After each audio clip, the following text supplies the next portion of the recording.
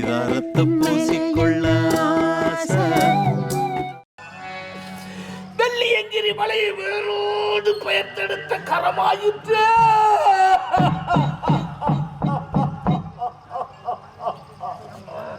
வெள்ளியங்கிரி மலையை வேரோடு பெயர்த்தெடுத்த கரமாயிற்று. பகைவனை கொண்டு அஞ்சுகிறது.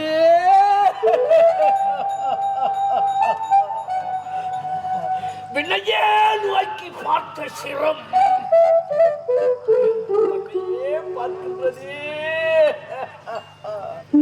வீரவாளையே பிடித்த கரம், வீரவாளையே பிடித்த கரம் ஆயிற்று. கரம் ஆயுதம் இல்லாமல் என்று அலறுகிறதே, என் கரம் அலறுகின்றது. நிமிர்ந்து நின்ற தோள்கள் பகைவனை கண்டு அஞ்சுகிறது.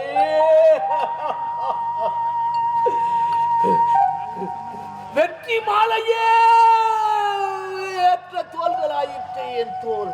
நெற்றியில் வெற்றி தகத்தையே ஆயிற்று என்று பகைவன் என்னை பார்த்து காரணமாக பேசுகிறானே.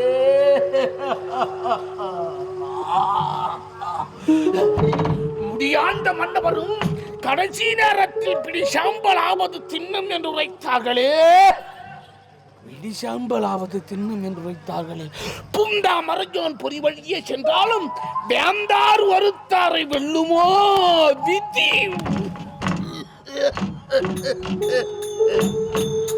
வெல்லுமோ விதி. மாபெரும் வீரனை வென்று விட்டதே, வென்று விட்டதே. எனக்கு யாரும் இல்லை என்று நினைத்து விட்டார். என்னுடைய தாயாதி ஒருவன் இருக்கிறான். பாதாள இலங்கையை ஆட்சி கொண்டிருக்கிறான். என்னுடைய தாயாதி மயில் ராவணன். நான் இங்கிருந்து குரல் கொடுத்தால் அவனுக்கு அங்கு கேட்கும். இப்போது என்னுடைய தாயாதி மயில் ராவணனை அழைக்கிறேன், சமருக்கு அனுப்புகிறேன். தம்பி மயில் ராவணன்,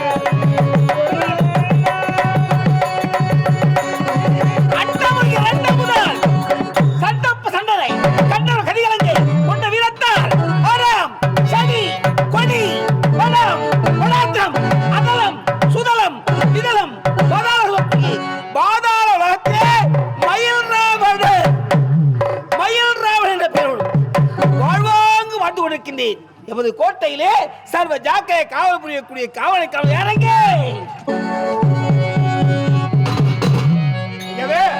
ஆடி அசைஞ்சு வர்றாங்க.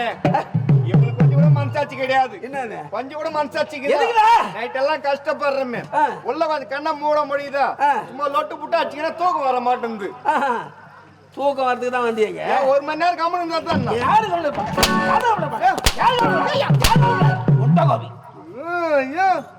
இன்னும் ஆம்பளை அடிக்கணும் அடிச்சுங்கிற. நான் பொம்பளை அடிச்சுங்க. நீ முன்ன மாதிரி கிடையாதுங்க. எப்படி சத்தியமா நீ முன்ன ரொம்ப பாதிக்க. இப்பெல்லாம் பைத்தி சோத்துன்ற மாதிரியா கோவப்படுற. பாவி அப்ப என்னதான் சாப்பிட்டு நம்ம பிரியாணி துண்டத்து கிடையாது.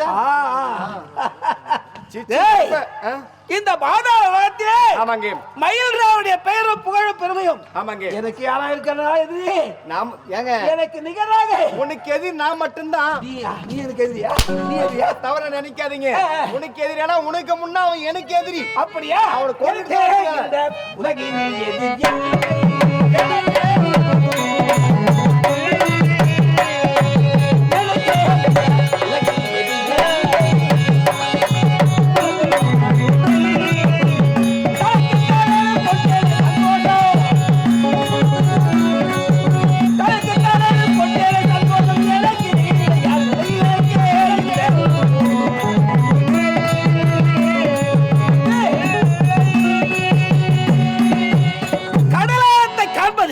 புலியோடு பொழுதல், சிங்கத்தோடு கர்ச்சித்தல், இத்தகைய பலபுரிதியே இந்த மயில்ராவனுக்கு நிகராக யாருமே கிடையாதுங்க.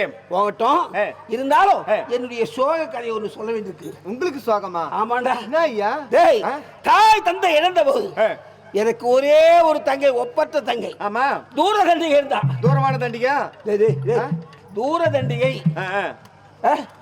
அவளு நானும் அவ்வளவு அன்போ பாசத்தோ சேர்த்தி ஒரு உயிரையே வைத்திருந்தா அவள் மீது. ஆமாங்க, உங்க உயிரே அதுதான். என்ன?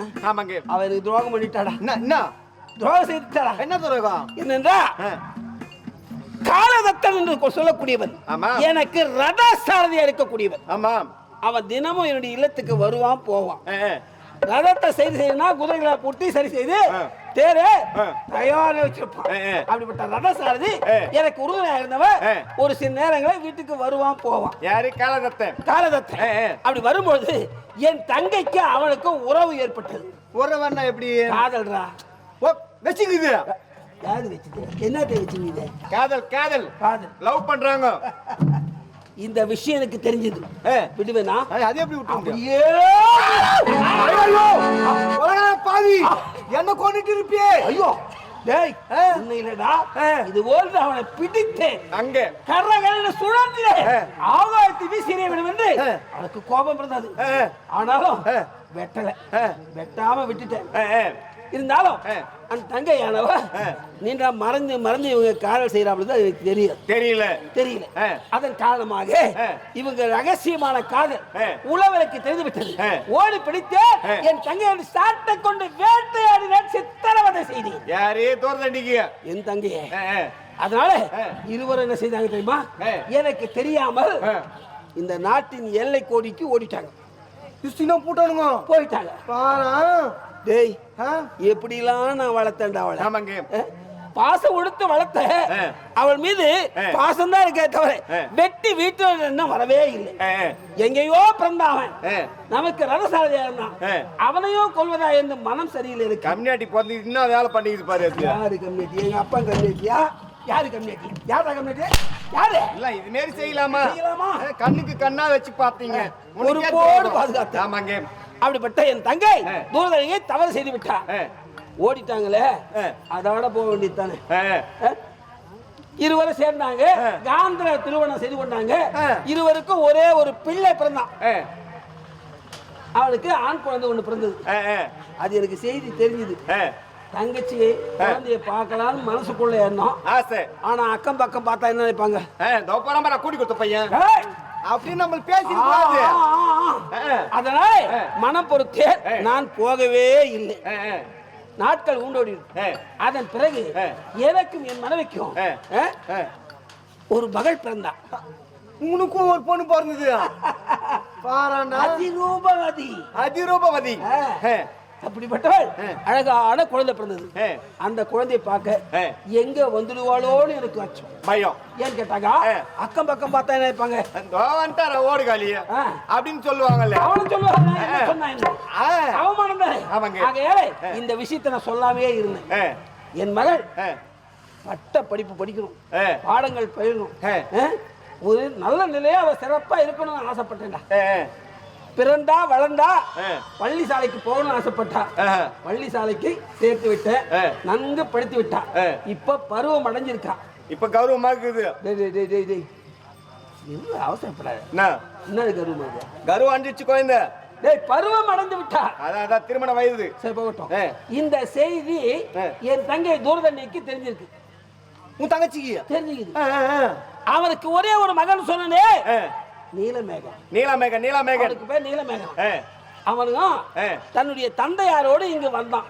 இங்க என் நாட்டுக்கு வந்தான், இடத்துக்கு வந்தான். சரி, தெரிஞ்சோ தெரியாமலையோ தப்பு பண்ணிட்டாங்க. நாட்கள் உண்டோடி விட்டது.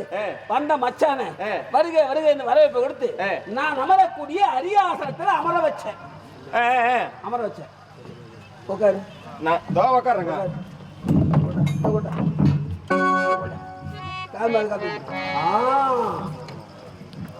இருக்க இடம் கொடுத்தா சொல்லு. இருக்க இடம் கொடுத்தா நான் உட்கார போறாங்க. எது? டேய், இப்படி உட்கார்ந்தவன் அவன் யாரு? எனக்கு ரதசாரதி. ஆமா, கால் மேல கால் போட்டு தாங்குமா இருக்கு. அவன் கால் மேல கால் போறான். எடுத்து எடுத்தேன். என்ன?